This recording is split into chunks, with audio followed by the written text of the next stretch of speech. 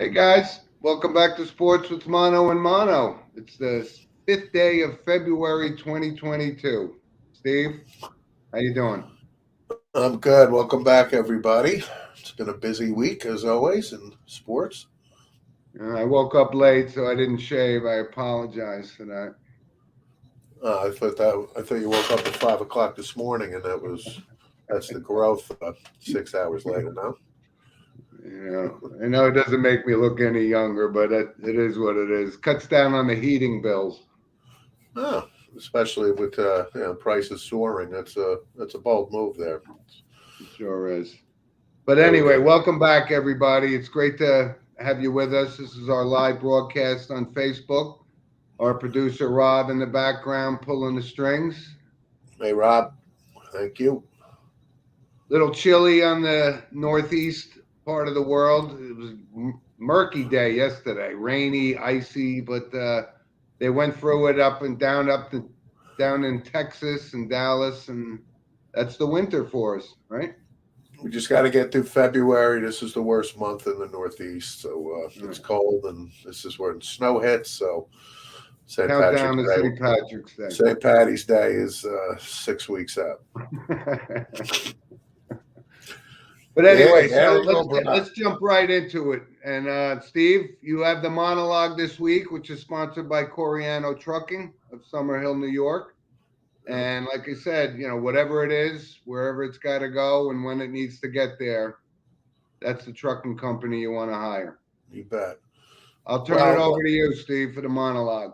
last week's show, we had mentioned Tom Brady, and I did have an inkling that Mr. Brady was going to pack it in after a week or so, and I spent the last week kind of thinking about Tom Brady, and Jim and I are college fanatics. We just love college football, Michigan, especially in the history of Michigan.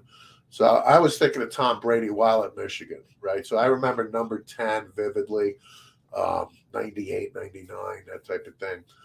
And I also remember this is kind of where the legend, before anybody knew of Tom Brady, Drew Henson was at Michigan, and this is where the competition and the fierce competitive nature of Tom Brady really started.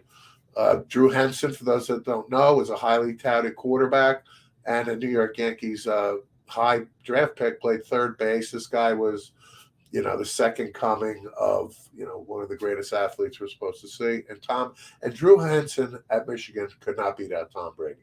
Okay, we all know Tom Brady, then 199th overall pick, et cetera, et cetera. Fast forward to Mo Lewis of the New York Jets, absolutely crushing Drew Bledsoe on the sideline, and that broke the myth of, well, you don't lose your job to injury. Tom Brady steps in, and the rest is history, right? They go on to win that first Super Bowl. And I've been thinking about Tom Brady, and I mean, is he the greatest quarterback that's ever played? Yeah, Numbers. yeah. Numbers would say. But I quit. But when I think of Tom Brady, I don't think of Michael Jordan as the best physical basketball player. I don't think of Tom Brady as Tiger Woods as this phenomenon Wayne golfer. Gretzky. I was just going to lead to Wayne Gretzky and guys like that. So what I equate Tom Brady to is our absolute idol, Mark Messier, right? So when we say Mark Messier is the greatest team leader in sports, I think Mark Messier is joined by Tom Brady. Yeah, so Tom Brady wills people to win.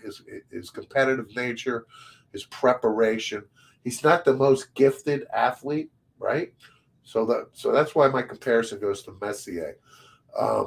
Seven Super Bowls unmatched. You got Yogi Berra with 10. You got Otto Graham with like 9. That type Bill of thing. Russell. Bill Russell, of course. So Tom Brady, 22 years have gone by, and I don't really think it was in a blink of an eye. It's been a long career. We've seen so many just great moments, and we've seen some very tough moments. The David Tyree catch, things like that. So I think he's lost 3 Super Bowls, The but Tom tough Brady, game, the right? So snowball. so back to real quick, and I'm going to end it with To me, Dan Marino is the purest thrower of the football I've ever seen. And if you can, and I know we can't do eras and compare, but if you put Dan Marino at 21 years old in today's NFL, where he sat back in the shotgun and you weren't allowed to touch him, and the cornerbacks can't touch your wide receivers, think about the numbers that Dan Marino would put up. So Tom Brady, obviously by numbers, championships, is the greatest quarterback to play. And I just wanted to touch on him and acknowledge we just watched greatness for 22 years. I know. And I was thinking the same thing, Steve. Great monologue, because that's, there's a lot going on in the NFL. And this is one of those topics which kind of ended up taking a back seat almost a little bit. And you're right. There's no disputing the fact. And when you mentioned Michigan, we remember, I think Tom Brady was a 2-year starter at Michigan. Yeah, went to the Rose Bowl. And you're right. Neither you nor I, who watched this guy throw every college pass and every pass he ever threw in the NFL, could have possibly foresaw him becoming what we're talking about right now, the greatest of all time. And his numbers don't, they don't indicate otherwise. And you're right. Great comparison to Messier. This guy wins wherever he goes. And listen, the next time we're going to see him, outside of Entertainment Tonight, is the Hall of Fame. And when you and I talked about the Hall of Fame last week, it was the Baseball Hall of Fame. But if there's any question about who's the first ballot Hall of Famer, Tom Brady. No question at all. And then the other thing about his announcement, Adam Schefter, Shefty, ESPN. We like him. We love him. I mean, this guy does his due diligence, and he is the go-to guy with inside information. No doubt. Jeff Saturday, I think, was the other one that they kind of tag teamed and broke this news. The other thing, it was broke on Sunday, the day of the championship games.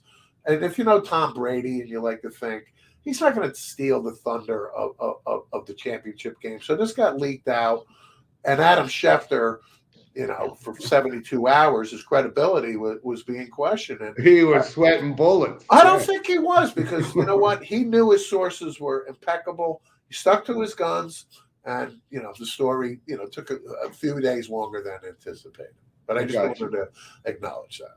Yep.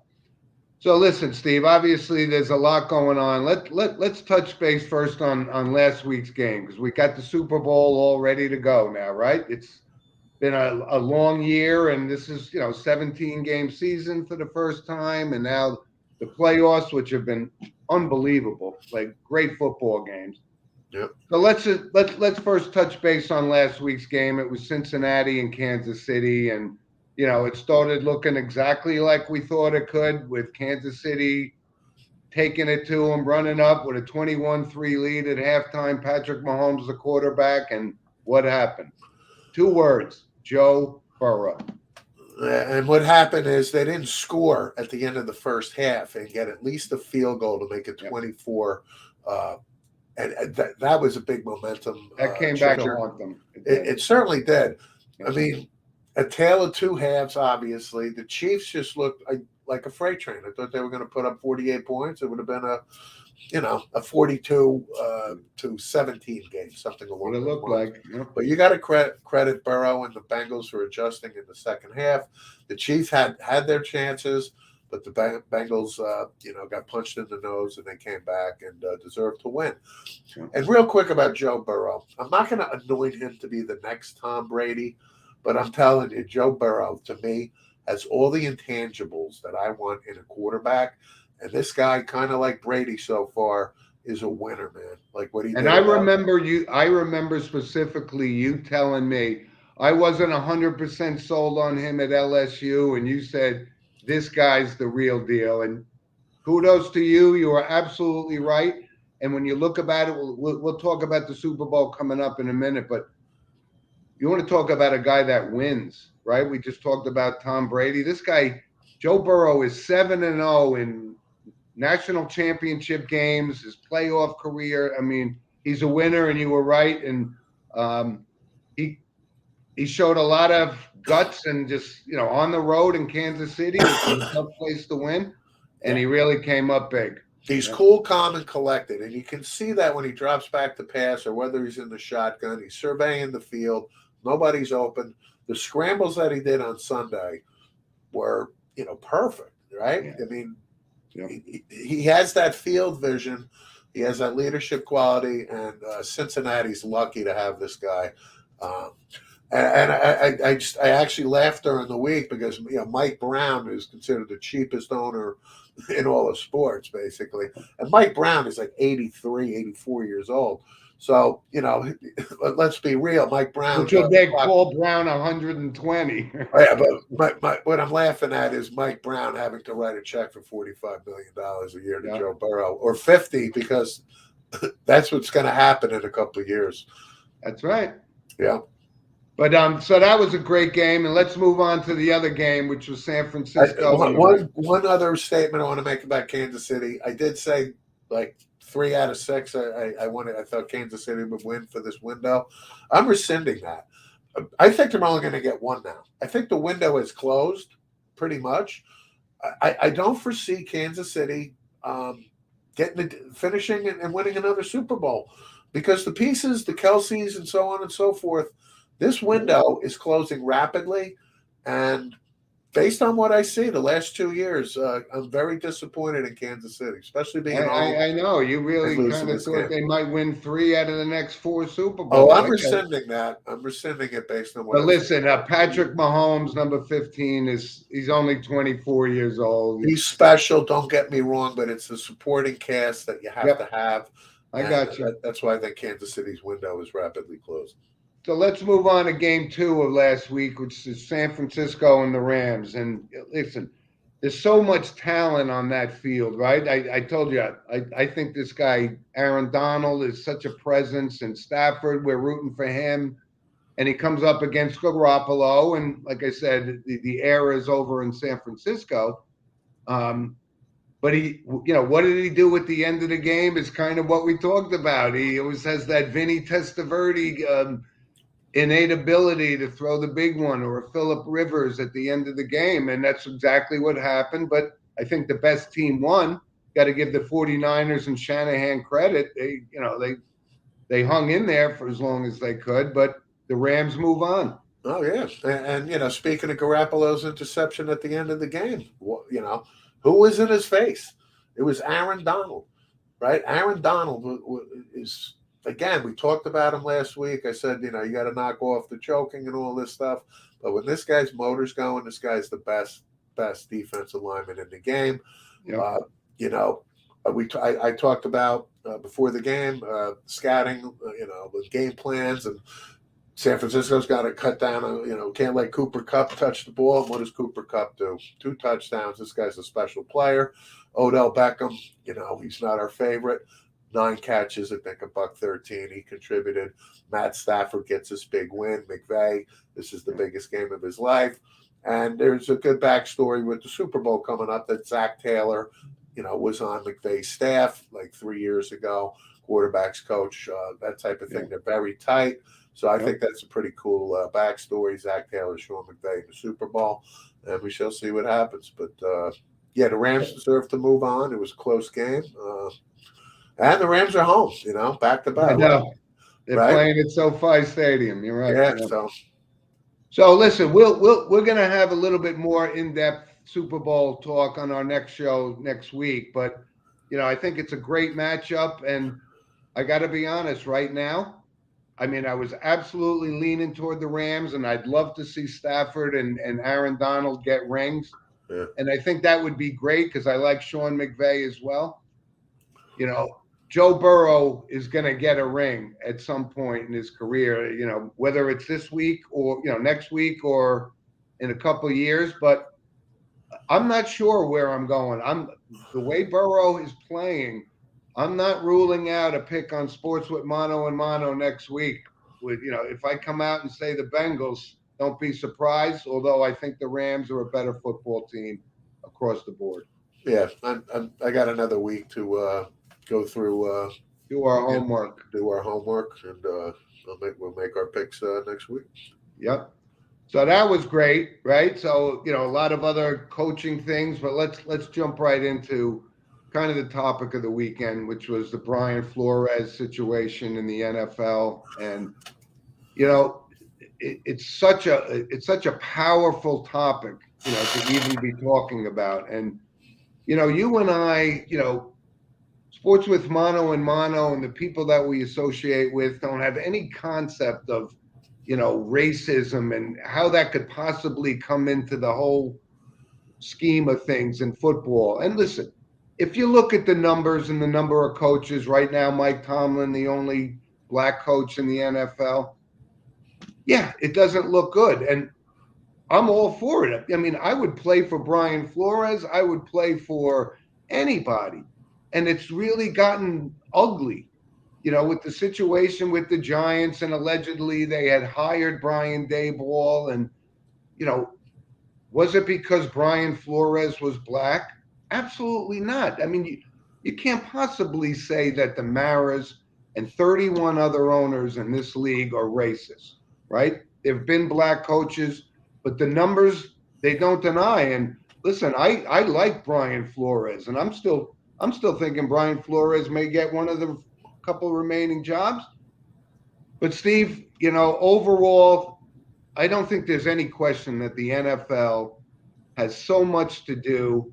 You know, the Rooney Rule and its intent was great. It's just not working out. But I just hate to think that an owner of an NFL team would say, I don't want a black coach because that's not good for us. Whether it's 2022 and this is still going on. But I support what Brian Flores is doing. And, you know, what do you think about this whole situation? Right. I mean, when the news broke, yeah, it was. You had to decipher this. Like, what the hell's going on? Belichick. I thought he was going to get the Giants job, to be quite honest. Brian Flores and his attorneys are peeling back the onion of the worst kept secret of what's going on in the NFL. Now, they're going up against the NFL, and the NFL is no joke when it comes to litigation and defending themselves. Right, wrong, and different. Okay? We got it. We trashed the NFL for their policies in the past. I give Brian Flores credit for standing up for this and saying this is bullshit. I mean, enough is enough here. Right? I do too. I do too. As far as the sham interview goes, the New York Giants had Jerry Reese as the freaking general manager for 12 years, Super Bowl, champion, right? I get the NFL is 70% black, so I don't have any explanation as to why Mike Tomlin is the only head coach right now, especially with 7 openings, okay? And I believe Kevin O'Connell is probably going to get the gig in the Vikings, so on and so forth. I wouldn't be surprised if Flores lands in Houston, okay? Or New Orleans. I think Dennis Allen will probably get that. But again, Dennis Allen is a retread. Dennis Allen was the head coach of the Denver Broncos. But that's part of what it is. It's these retreads of the old boys network, right? So you're telling me Jim Caldwell at 70 years old, Jim Caldwell is a great football coach, right? Black, right? Byron Leftwich, I think, for the Jacksonville job, I think he tried to exert too much influence by where he said, I want Trent Baalke, the general manager, out before I decide to take this gig. Not happening, okay? They hired Doug Peterson. I think Doug Peterson is a good hire for Jacksonville. Eric Bieniemy, we talked about last week off the air. I don't have an answer for this. My only guess is Eric Bieniemy must have skeletons in his closet that's scaring off getting hired as a head coach. That's a perfect example. I don't understand why he's not even getting interviews. I don't get that at all. I don't either. He's been the offensive coordinator, gone 4 straight championship games, won a Super Bowl. I don't get it. But do we have Donald Sterling type owners in this league that just flat out refuse? Listen, we go back in time. There's been the Art Shells, the Dennis Greens, the Leslie Frazier's. It's not that no black coaches have gotten the opportunity. Yeah. And a lot of people say, well, black coaches don't have, Herman was Todd Bowles. They have, you go on and on. but it's not. And black coaches get fired just like white coaches get fired, right? In a short term, Matt Nagy, Fangio, these guys. But the numbers just say, you know what, Brian, good for you for bringing this to the forefront again. Right. And it could get swept under the rug. And no, I commend him again for exposing this, or making it public now, as opposed to like they do the interviews, white guys get hired, and then it's back to normal, and then they do the interviews again next year, right? Yep, So I give that's them how it credit. is. Where I do have maybe some issue, and I need to see more proof, is accusing Stephen Ross. Now let's be real here. We know when teams are tanking. Okay, the NBA, they get the number one pick. The NFL, like, they all do it. It's the unwritten rule. But I was expecting Brian Flores, like the Bill Belichick text, where actually we just saw a screenshot, I think, yesterday. Whatever. But if you're going to accuse Stephen Ross of paying you $100,000 to lose, you better have that something in writing. Let's see it, right? I can't take that at face value. I just can't. And it can't just be. If it's proven Stephen Ross did this, well, Stephen Ross, you got to go. You got to go immediately. Immediately, Ross goes. Right. And you're right. It just seems inconceivable. But you're right. If it was just a conversation, then there will never be any proof, and it's a he said, she said. Right. And that's part of the Brian Flores case, and that came to light. But that's really nothing to do with the coaching scenario that we've been talking about, right? I mean, that's a whole new thing. That's compromising the integrity of the game. Yes. I mean, which is right. That's what football is supposed to be about? Sports in general. I mean, everybody gives it their best effort, and the winner takes the trophy. Right. And then I just want to make another point. These guys are billionaires. These guys are worth $10 billion. Okay, it's called capitalism. It's called free market, right?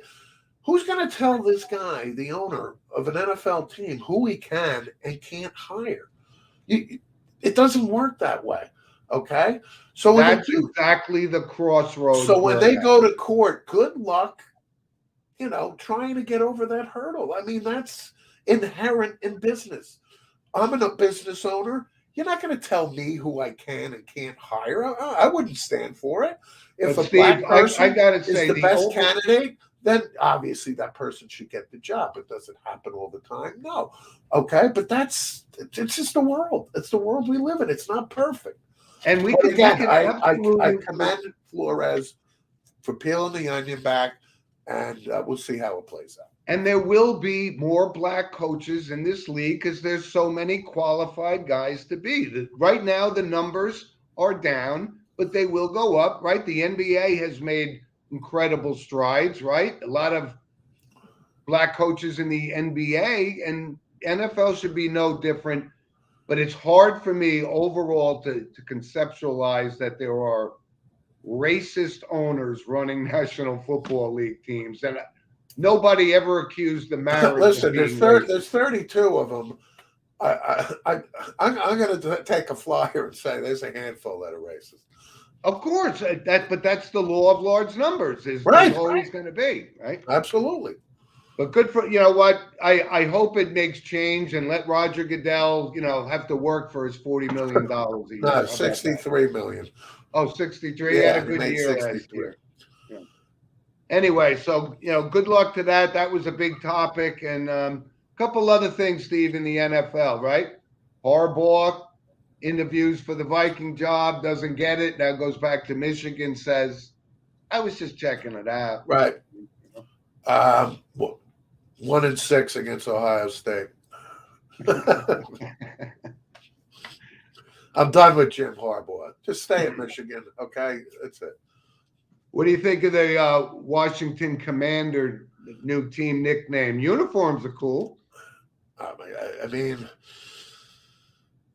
it's not terrible. It's not. But to me, they're the Washington Redskins. I've said this over and over again, and I'm just referring them to the Washington Redskins because that's what I'm doing. It's not a terrible name, okay? However, Dan Snyder is back in the news. Oh, Dan Snyder is the worst owner in all of professional sports. no question about it. I mean, what an absolute mess. He's a train wreck. He is the worst. And guess what? You can't get rid of him. Not yet. Right? And if they do, then all he does is cede control to his wife, and he's still running the team. It's like a manager getting thrown out of a game. You think he's not managing the team from the locker room? And again, I have like dear friends that are Redskin Commander fans. I do too. I mean, to say they're embarrassed is beyond. Yeah. Right. So when I break Jerry Jones's chops, I'm talking about success on the field, and we feel that, and blah blah blah. But Jerry Jones is not, not a Dan Snyder from a character perspective. People, Jerry Jones is well respected as a human being. Dan Snyder is the biggest scumbag. Oh my God. It is. I have a fan, Jeff Bolliger, a friend of mine, Washington fan, and even he goes, I don't even know what to say. It's just what an absolute disaster to a one. Do you think Ron Rivera, when he walks into Dan Snyder's office, doesn't want to throw this guy through a wall 7,000 times? And Ron Rivera, we know, linebacker, Chicago Bears. Ron Rivera would break every single bone in his body if he could. And it would take him less than 30 seconds to do it. You're right. But so much going on in the NFL. And Steve, like I said, just from today, Patrick Graham, Giants defensive coordinator, taking the job for the Raiders. That was kind of a surprise. It was a huge surprise. I saw that this morning. I thought it was a done deal. He was staying with the Giants. They had him for one more year. And I thought Dable selected him. So I was really kind of surprised by that. I thought Patrick Graham did a great job for the Giants. But as it turns out, Patrick Graham was in New England for, I don't know, 4 or 5 years. So it makes sense that Josh McDaniels and Graham obviously have a friendly relationship. And, McDaniels is a Graham guy. So he wanted him. And, good luck. That's a good move for Patrick Graham. Yeah. So and again, if he does well with the Raiders, you throw that guy's name in the hat as a head guy in a year or two, right? No question about it. Absolutely. There's plenty of candidates out there. Yeah. Okay. So whether they in the NFL, there's always plenty of jobs. Right. Right. So anyway, let's move on. I want to bring something up because we don't talk about it, but the whole tennis, and we talked about it last week, the Australian Open, and Rafael Nadal wins his 21st major. And, what's not to like about this guy, right? Yeah, I'm a Rafi guy. We talked about it last week. We were thrilled for him. It was a sensational match. And, the Joker, his test, I think it's been confirmed that it was, on the up and up by the government. I think. I mean, I don't know. Point is, Joker got, told to leave the country, right or wrong. I don't know. And there was always the possibility of this, with Medvedev. I know you liked him. We don't necessarily like his on-court demeanor, but we know he's the next, one of the top 3 tennis players on the men's side. And, but I was so happy for Nadal. I just like this guy. And listen, Joker will end up breaking that because he's a couple of years younger, so he's got a little bit more time. No question. But Rafael Nadal put everything he had into winning the French Open because he's had a kind of a rough time. He was 1-4 in Australian Open finals and stuff. Sure. Just gotta give him 2 thumbs up as one of the all-time greats. No question. I would say Joker, when it's all said and done, 25-26. Wow, that's a high number. I mean, what, another 4? Another 5? No, I'll go 25. Another 5, I can see that over a course of 4 years or so. Okay. Especially because Nadal is 37 now, right? And we know Roger's knee and Roger's 40. And, Yep. I don't think Medvedev and anybody, Kyrgios or whatever the hell his name is, he can be Mike Garvey likes Kira Ghost, and I said this guy is. I don't think he's. I'm not saying he's not formidable and He he's won the good, doubles title. but for the next 3 or 4 years, you give me Yep. Joker. At a relatively, what is he, 33, something like that, 34 maybe, 34, right, probably. 32. Yep. I'll put my money on Joker getting 5 more majors. Okay. Well, we'll get to that because listen, the French is next, and then Wimbledon and the U.S. Open, and listen, we'll talk tennis, but you got it. When we talk about icons in their particular sport, Rafael Nadal is right up there, right? Right Yeah. up there. Yep. So let's move on. Our next segment sponsored by Lynch Toyota of Manchester, Connecticut, and you need a Toyota, you need service, that's the place to go. And they're loyal supporters of our show. So, Steve, let's kind of touch base a little bit on the NBA. And, I've gotten some feedback that we don't spend a lot of time on the NBA. But now that football's winding down in the second half of the season, what's your impression of my preseason pick of the Lakers and Nets, both kind of on the skids right now? Yeah, the Nets are in the news. They're riding, I think, a 7-game losing streak, something like that. They got smoked again on the road. James Harden, is there's talk that he's unhappy, and James wants out. I did hear some trade rumor. I don't think Ben Simmons, right? Ben Simmons and Maxey from Philadelphia to the Brooklyn Nets for James Harden. Will not happen. I can't say it will or won't, but if that's how bad it is. You got Kyrie Irving, we've talked about, can't play home games right now. Part-time player, yeah. Right, KD is banged up with the knee. But if the mandate is lifted, which may be in New York City in maybe a couple months, it could be. And if it is, that means Irving plays at home. Let's just say that big three is healthy, hypothetically. Yep. Then the Brooklyn Nets are formidable. Okay, then he can take on Milwaukee. Without one of the three, I count them out. In the West, the Phoenix Suns won 10 in a row. They lost 2 nights ago. They've had two 10-game winning streaks. Right, they're 41-10. Yeah.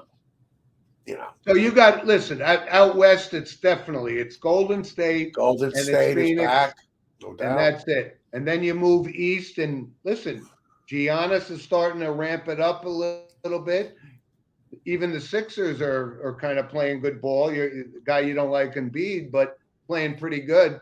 Surprise team I don't in the dispute East. The guy's talent. Don't get me wrong. I mean, I'm not an Embiid. But they just don't have. I don't root for him, but I appreciate his talent. Absolutely. The Celtics are starting to play a little bit better, but they just don't have the pieces. They got Tatum and Brown, and that's pretty much it. So I'm ruling them out. But how about the surprise team in the East? You got to say the Chicago Bulls. Sure, Bulls have been playing great. I mean, this is one of the young, up-and-coming, the John Moran kind of guy, this Zach LaVine, superstar. So here's my thoughts. So the New York Knicks, right? So the New York Knicks are a disaster right now. Yeah. And it sounds like, and rightfully so, Julius Randle's got to go. Okay? And there's talk to him going to Sacramento, maybe for DeAndre Fox. Scott Perry was the general manager of Sacramento at the time when they drafted Fox. Randle's got to go. No ifs, and buts about it. Okay, but let me touch base on the Knicks, because a year ago, you and I talked, and Randle had this, breakout season, right? So they pay him this huge contract. They get Derrick Rose, they get Kemba Walker, Fournier, and with this new rising star, Randle. Everybody was all on board. The Knicks are on the cusp of success. And this year they're saying, wait a minute, now this is Thibodeau's fault because Walker didn't work out. Rose doesn't play. Randle's not having a good year. Fournier has one good game every 10 games. And now they're going, oh, look what they put on the – what did you expect? this is exactly what you were getting, and we knew Yeah. Kemba Walker wasn't going to make this franchise. Head scratcher, that signing. Head scratch. Kemba Walker, great basketball player. Damaged goods. I'm not giving him. I don't care that he's from the Bronx. He's a New York guy. You're done. Evan Ford. And now you're hearing that even Thibodeau had no interest in Cam Reddish, and No. so it's Leon Rose calling the shots. Right? Evan Fournier paying this guy $78 million for what? And he's had Did like he hit a 3 good 3-pointer? games. Okay, good. Yeah. But the Knicks are a disaster. Anna made this statement, and I'd just like to finish on this. If the New York Knicks want to get back to relevance, I don't care how long I think Ja Morant is under contract for maybe 4 more years. Restricted free, whatever. I don't care what the scenario is. If Jerry West was the, 60 years old and the executive upstairs for the New York Knicks, or Pat Riley, right? They would get this guy. So they got to get him in max 4 years. That is the only player I think that can turn the Knicks around, because this guy is special. He's young. He'd be 25, 26. This guy is lights out. You're talking about Morant? Ja Morant. Yeah, but he's not. He's untouchable, right? He hasn't been in the league long enough to walk. That's my point. He's under contract. You think he's going to play in Memphis for the rest of his life? No. Right, but he's not coming anywhere near the Knicks anytime everything. I don't care if they give up 4 first round. I don't care. You got to get this guy. He's a special player and build around him. To me, he's the answer.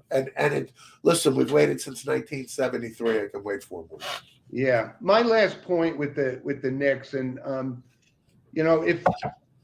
if you want to try to make a run, I don't see, maybe Tom Thibodeau doesn't like Obi Toppin, but let this guy play. He likes it. Then he's got to play more, because you brought up R.J. Barrett. He's played better than I thought he was going to play. Right. Do I think he's going to be a Ja Morant type of player? No, Ja Morant's special is my point. I got you.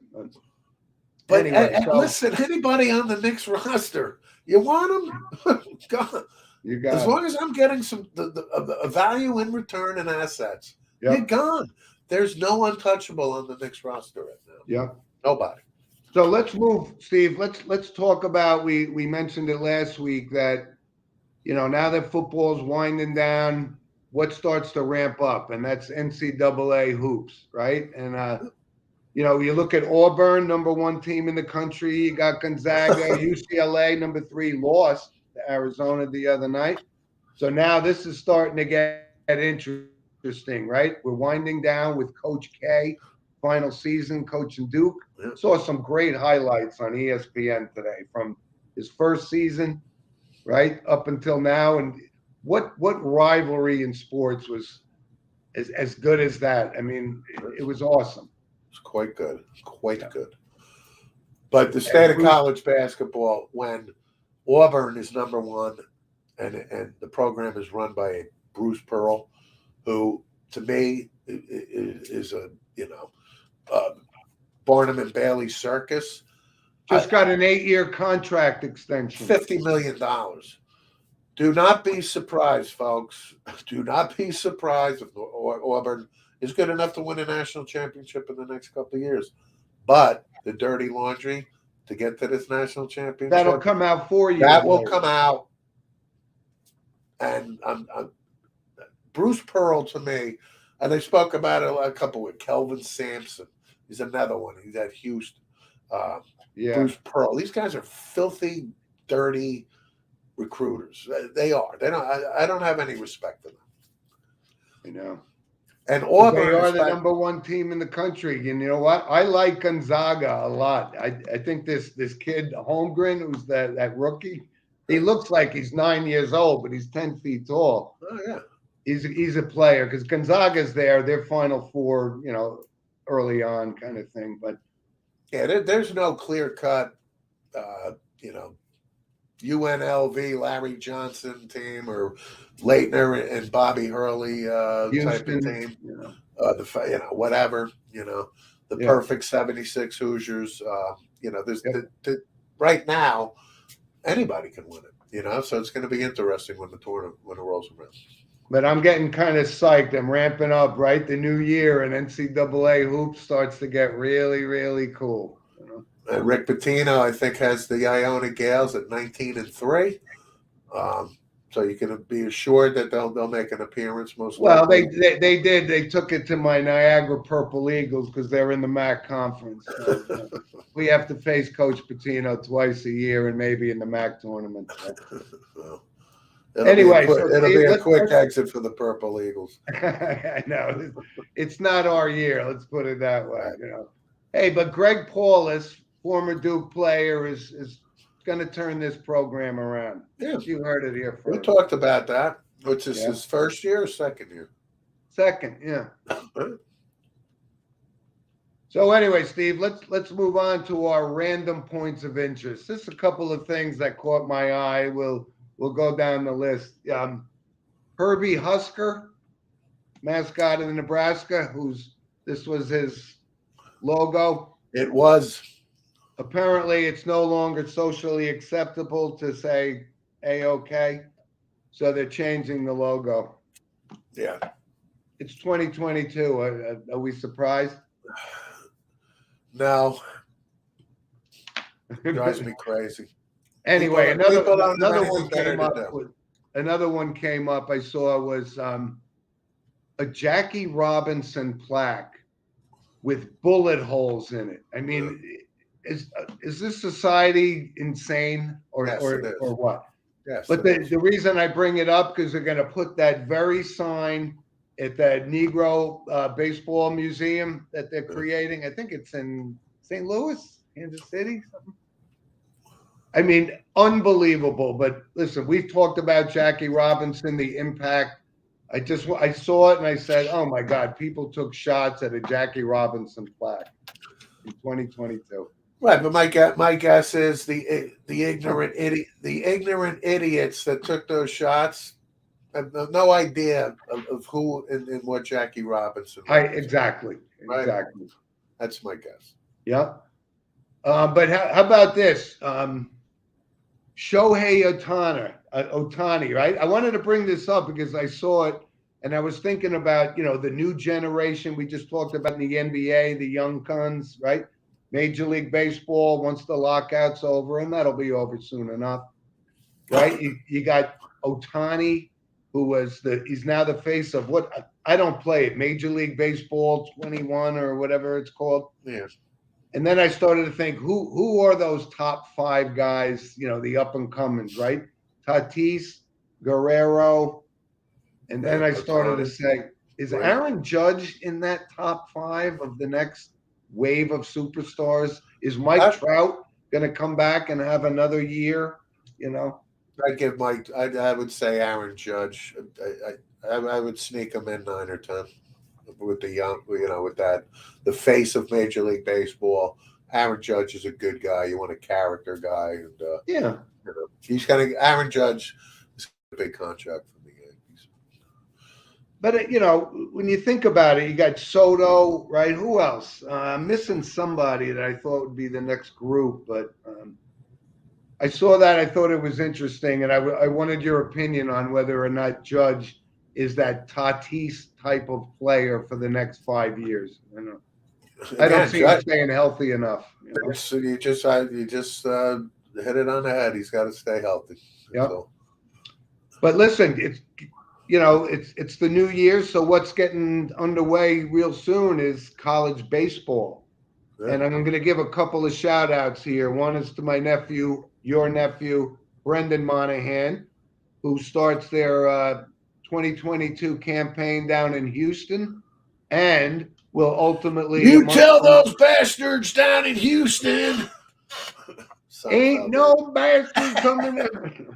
But that season's starting. I wish Brendan good luck, and they're actually going and playing the Hawaii college baseball team, a little nice road trip. Hell yeah. So Brendan is the pitching coach and recruiting coordinator for Rutgers baseball. Yes, he is. So we wish him great good luck. And another shout out to one of our old time friends, Steve Caravello. We grew up with, in the same neighborhood. Haven't seen him physically in 45 years. but his son Nick is a baseball player, and I wanted to give a shout out to him. And he plays at Newman University, which is in Kansas. All right, that's good. Division II team, and he's a catcher. And Steve and I just reconnected lately, and wanted to give a shout out. Is that not a baseball name, folks? Nick Caravello? Come on. And his father, Stevie, was a great baseball player at Seton Hall University. You better believe it. Right? Steve was a great athlete growing up. We're dear friends with the Caravellos. Yep. And a shout out to Robbie Caravello, Rob, longtime golf, channel executive, and yep. Love you guys, and appreciate you watching the show, and hope we'll. But we love college baseball, just like we're sports guys. That's what we do, right? Yep. Just saying on baseball real quick with random points. Buck Showalter was down at spring training this past week with Billy Epler. Buck Showalter's got nothing else to do, right? But he's walking around the spring training complex, and an article by Joe, I think it was Joel Sherman of the Post, fascinating. Buck Showalter's attention to detail is amazing. What the Mets want. That's what I want. I mean, I wish Buck Showalter was going on his 25th year as a manager of the New York Yankees, but the Mets are in such good hands with this guy. You bet. Running that dugout, and I just want to acknowledge that. Fascinating. As a Yankee fan, I'm actually jealous that he's. That's exactly right. Right. I was like, come back, Buck. Yeah. Good point.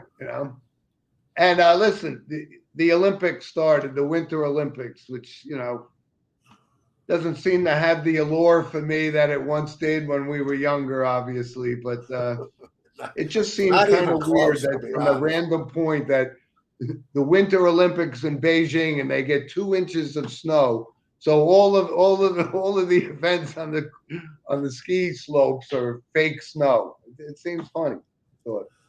I have to be honest, folks. I don't have the same fervor and enthusiasm for this Olympiad. I'm just being honest. And I wanted to, say that we were going to cover curling in depth and stuff, but we're not really experts on that, No. Anyway, so Steve, let's move on to our notable passings, and I think the first one that we would have to say is Bill Fitch, who was 89 years old, passed away, and just a great 25-year career, head coaching 4 different teams, right? The Nets, Cavaliers. Won a championship with Larry Bird. Head coach of the Celtics and Larry Bird's first NBA championship, 1981. Yep. Remember it like yesterday, man. Bill Fitch was well respected and a great NBA coach. You bet. I mean, he had a great career. I think his last stop was the Nets, right? I mean, it could have been. Yeah, everybody's last stop is the Nets. But he was a basketball guy, and I saw that. I said 89, and he did win it with Larry Bird, and R.I.P. to him. Yep. And one from the world of entertainment, Dr. Johnny Fever. Howard Hesseman. You're right. 81. Howard Hesseman, yeah. I mean, Dr. Johnny Fever, and he was in Johnny. He had some movie roles. He also had another sitcom, Head of the Class, and to this day, folks, I've still never seen one episode. I could say I've actually seen a few episodes of that. Not as many as Happy Days season 1 or 2 or something, but that role he played on WKRP was pretty good. Yeah, there's no question. He had a long, good acting career and well liked in the industry. I think he was 82 maybe or something like that. Yep. And I mean, WKRP has taken a hit over the last year, right? What notable passings. Herb. Oh yeah, Herb Tarlick. Yeah, right. You're right. Howard Hesseman was 81. 81. Okay. 81. Yeah. So anyway, listen, thanks for joining us, and again, there's so much to talk about, so many topics. We'd love to hear you. Send us an email, sportswithmonoandmono@gmail.com. And, shout out to our producer behind the curtain, Rob. Thank you, Rob. I just want to say one thing. My daughter flew out to the University of Indiana. She's auditioning for performing arts. So I told her she has to go to the bookstore because I want a white long sleeve Indiana with red Indiana across it. And tell her I want a red Indiana V-neck Bobby Knight sweater. Totally. But anyway, Emily, good luck. Dad loves you, and I'm rooting for you. So. All right, guys. But listen, we'd love to hear from you. Send us an email, and we'll be live next week. And I think we're going to touch on the Super Bowl next week. Super Sunday. All right, guys. Thanks for joining us. See you guys next week. Right.